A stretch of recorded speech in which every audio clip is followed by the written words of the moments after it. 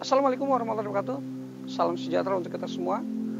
Senang sekali dapat kembali berjumpa di channel Cipta Safety, Smart and Safety.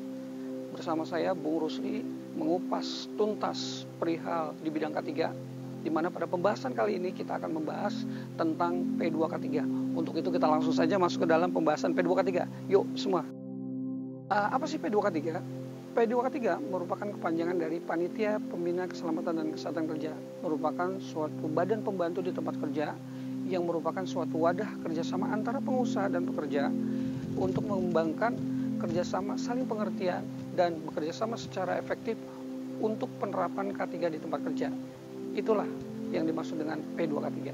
Untuk keanggotaan P2K3 itu sendiri terdiri dari unsur pengusaha dan pekerja, di mana susunannya yaitu adanya ketua, sekretaris, dan juga anggota.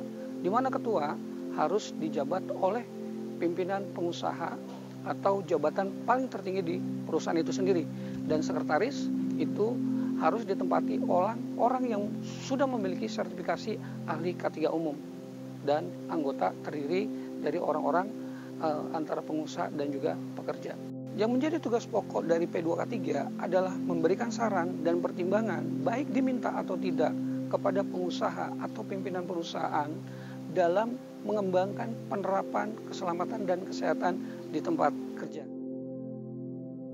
Yang menjadi fungsi dari P2K3 itu sendiri diantaranya yang pertama yaitu menghimpun dan mengolah data K3 di tempat kerja bersama tim P2K3 sehingga memberikan rumusan tentang bagaimana penerapan yang baik di tempat kerja.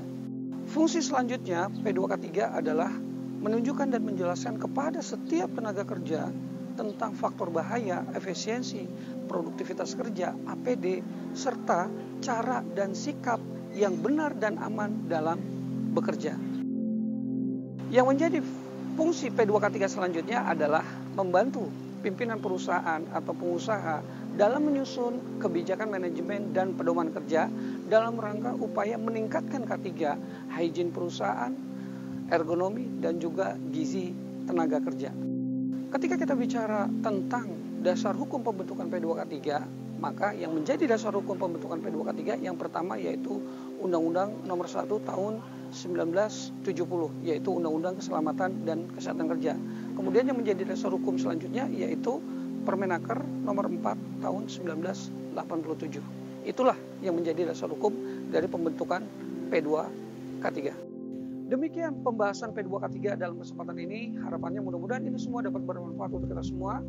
Dan sampai jumpa kembali dalam pembahasan-pembahasan K3 berikutnya di channel Cipta Safety, Smart and Safety.